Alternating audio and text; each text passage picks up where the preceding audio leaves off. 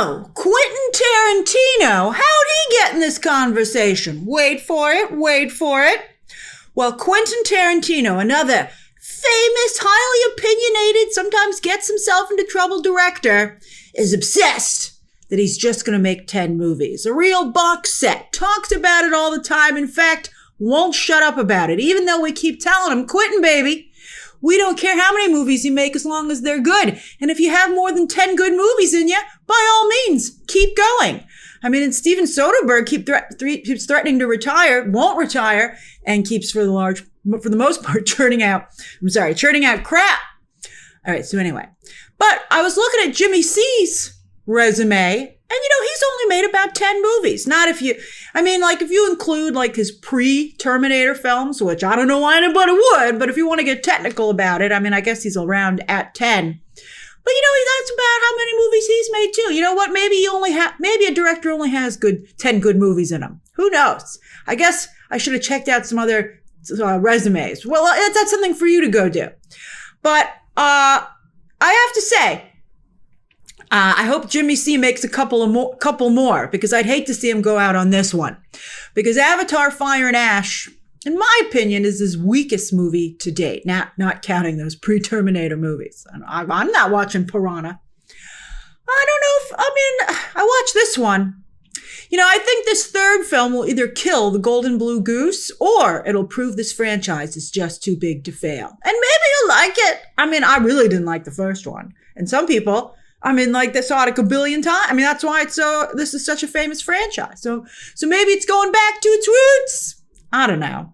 I think a big question you have to ask yourself is, how do you feel about the giant talking whales, right? I was okay with them in the last movie, but for some reason, here it kind of turned into Pixar's Cars, where I'm like, I don't understand how this world exists. Like, sure, the cars can push these giant buttons with their tire hands, but who made the giant button? And I don't believe the dexterity of those little forklifts is enough.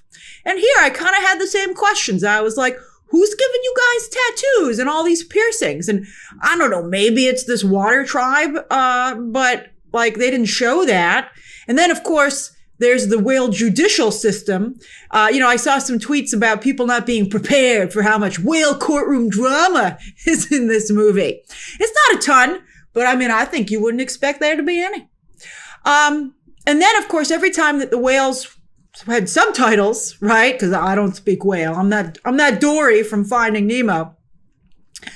But they were just such serious subtitles and so stilted. It just took me out of it. I was like, I can't believe this is part of the movie. But you might be loving it. Speaking of early reactions, I saw a couple people say the whales were their favorite part. I don't get those people, but God bless them.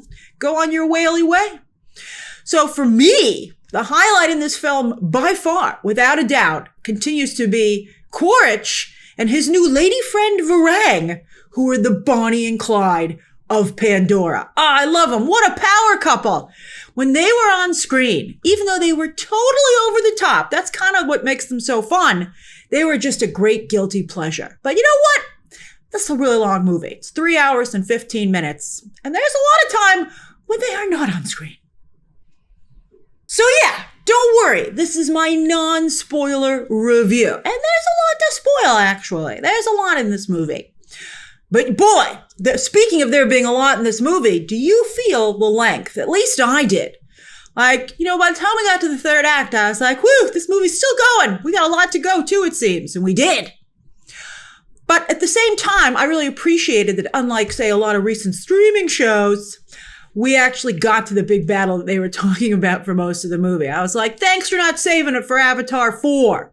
I'm still upset that House of the Dragon Season 2 had to move Battle of the Gullet to Season 3. I'll never get over it until I see Battle of the Gullet at the beginning of Season 3, and hopefully it was worth the wait. But anyway, was the final battle good? Okay. There was a moment with Kiri, that's all I'll say, in the third act that was so incredible that I was like, all right, Jimmy C. That was pretty nice.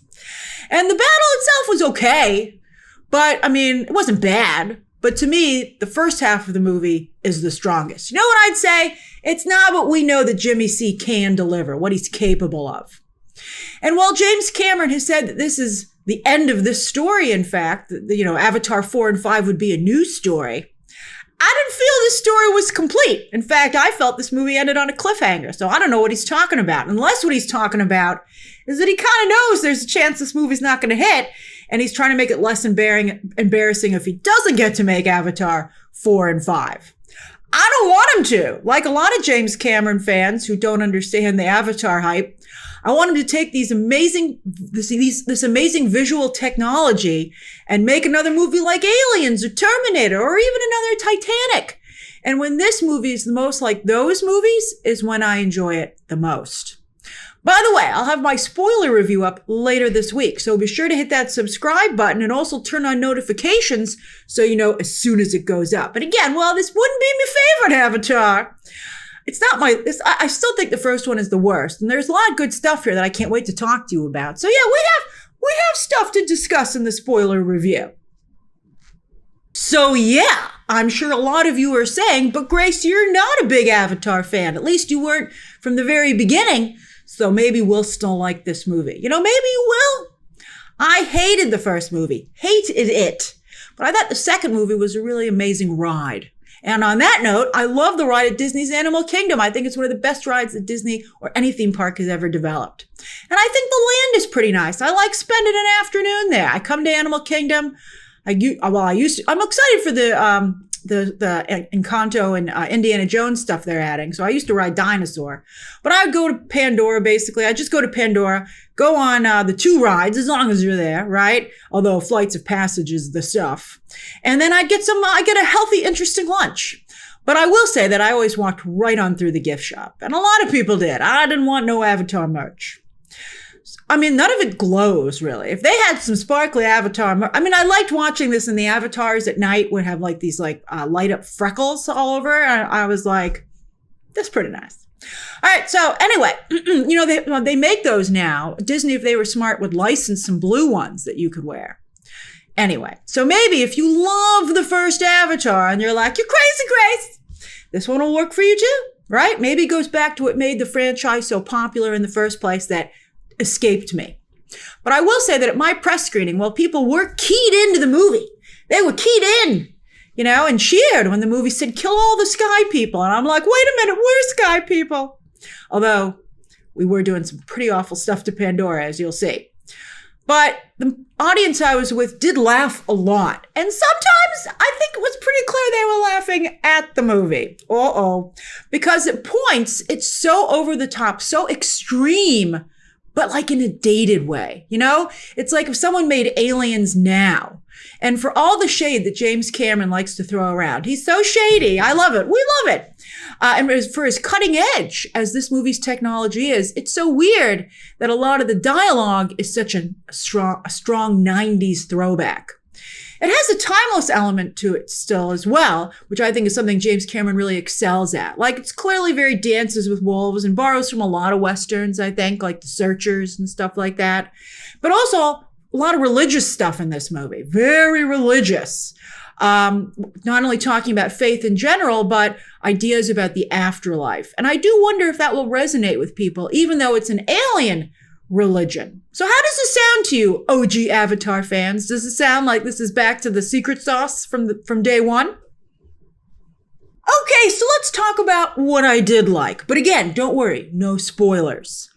The visuals are still jaw-droppingly incredible. So pristine. Like, you feel like you're there, man. Like, it feels like science or theme park 3D. Not like the ride that's been operating for a long time and everything's kind of scratched up. Like when it just opens and you're like, wow, this is amazing. It's amazing. Like a lot of non-Avatar fans, I spent a lot of my time sitting there going, why don't we have these visuals for movies that I'm more into? I'm like, why aren't all movies made this way? I guess it's super expensive, but I think Jimmy C has proven that people will come out for it. The visuals are that good. They're really, really good. And they really, I think, really made the military sequences in particular pop. And there was like a 3D mission model that they were using to discuss for a briefing. And they could walk through it. Oh my God, it was so amazing. They waded through it like they were in sludge or something. It was just digital sludge. and they were pointing at stuff. And I was like, oh my God, this is so great. I wish they'd spent more time in the model. I wish that they had that in other movies. I wish they had that in real life. It was so great. I was like, what a great, as the Joker says, where does he get these fabulous toys? I also loved seeing the OG Kendall Roy back, aka Giovanni Ribisi's executive, who was barely in the last movie for some strange reason. And he has not, by the way, aged a day. Good for you, Giovanni Ribisi. On that note, also, speaking of characters barely used, Jermaine Clement had hardly anything to do last time around. So I was so happy that he got a little something. He actually got something to do this movie.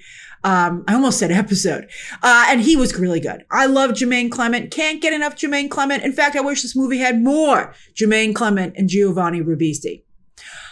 With the last movie, Stephen Lang's Quaritch, who I thought was ridiculous in the first movie, like just absolutely ridiculous. But for some reason, now that he's been reborn as a recombinant, a dead soldier's memories put in the body of an avatar, he became my favorite character last movie. And here he continues to not disappoint. I guess because I'm not a huge fan of all the spiritual feelings talk, that the Na'vi are into. So when Quaritch comes in and cuts right to the point with the sarcastic joke, I'm like, you're speaking my language, buddy. I love it. He talks like the Marines in James Cameron's Aliens, but I think that Stephen Lang, also because he's an older character, he kind of it just works. He has a way with the dialogue. It's like Billy Bob Thornton over in Landman. He's just fun. He's just fun to be around. And you know who else is fun? As I said, his new lady friend, Varang.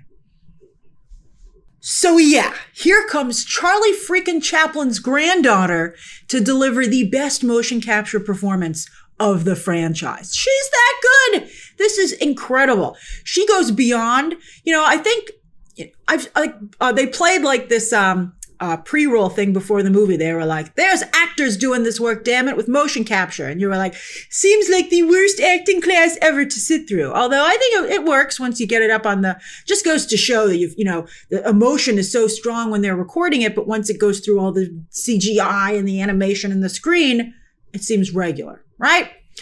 But, I thought got to the level of like a great animated character, like in the way in the past, only an animated character can sometimes capture our imagination.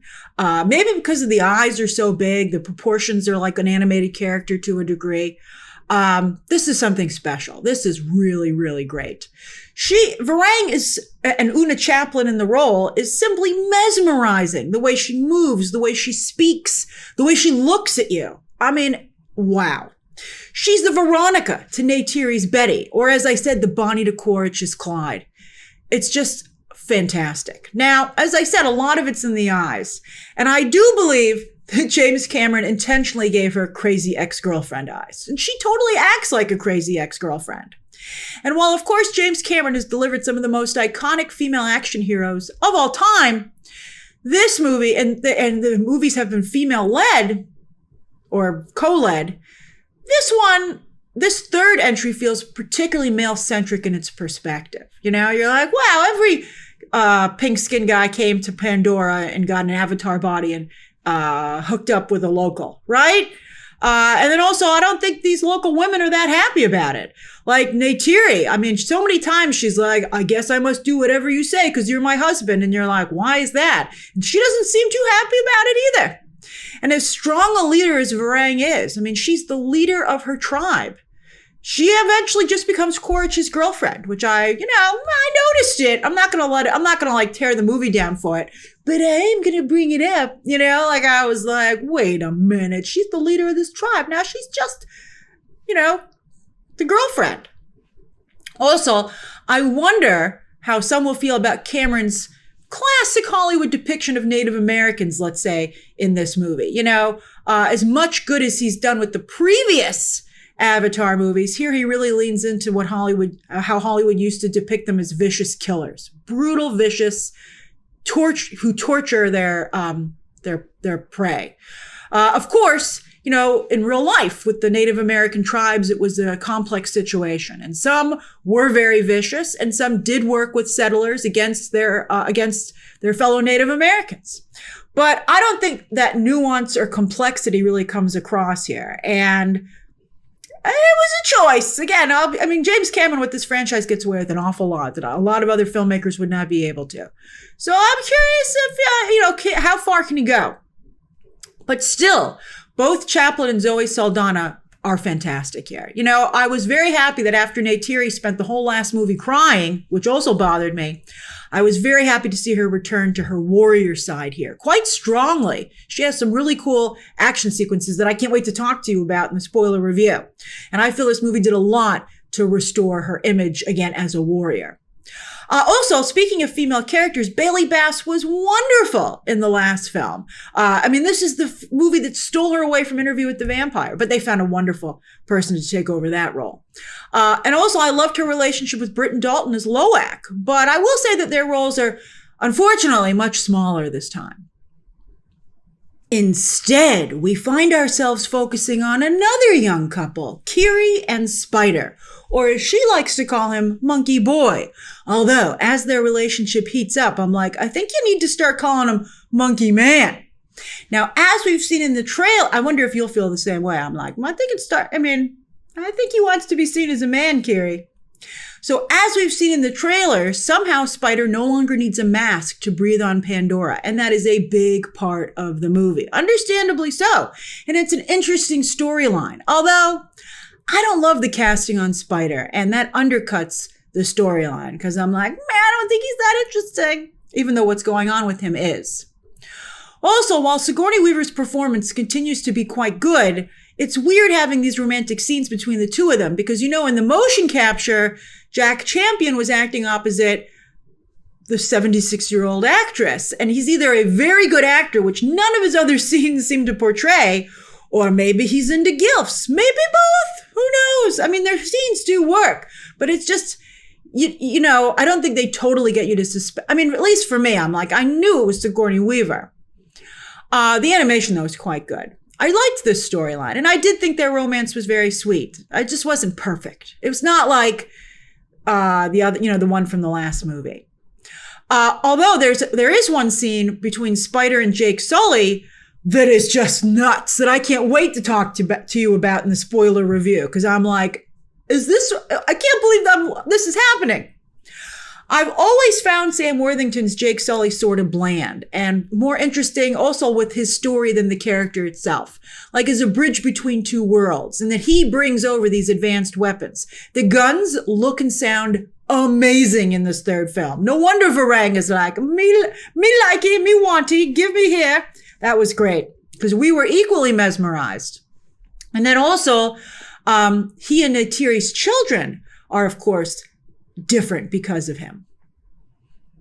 They have some crazy conversations in this movie. Like one of them is, I said this was no spoiler, so I'll just tell you the topic. I'm not going to tell you which way the conversation goes. It's very interesting. So they ask the question whether or not, I can't believe this even is a question, but they're like, hey, Neytiri, does your hatred of the Pinkskins transfer to your husband and maybe even your own children at times? And that's actually something the movie explores. You would be like, this shouldn't even be a conversation. And Neytiri's like, maybe. And you're like, what? Part of me feels James Cameron is biting off more than he can chew here, right? And also that his perspective on these kind of subjects, he brings up a lot of subjects in this movie that I'm like, you seem an awful lot like an older white guy talking about this stuff. Like, not that he can't tell this story, but I think it would have really behooved him to bring in some different perspectives that are maybe a little bit closer to what he wants to talk about to make these things feel a little more authentic and like they're coming from the groups that are being discussed rather than, again, as I said, James Cameron's perspective of the situation. He has some co-writers, but they're pretty close to the same demographic. I'll be curious to see how everybody else reacts to this. Like, I continue to be amazed that James Cameron hasn't gotten called out for this being a white savior story. Sometimes he does, but not really.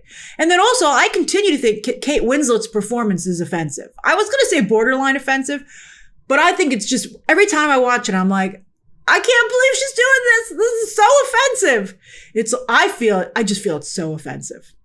Part of me wonders, as this franchise maybe overstays its welcome, maybe goes a step too far, maybe gets a bit too silly, if the spell might eventually be broken, right? How delicate is the Avatar spell? And audiences will see beyond the amazing visuals and turn on it like they turn on everything these days. Is Avatar up next? I really also think that 3 years between these two movies isn't enough, and that this one isn't different enough. You know, with the second one, they added the element of water, and that was just incredible. And they had said that this one was going to be all about fire. There's not that much fire in this movie. You know, like we're not enveloped with fire like we were with water in the second film.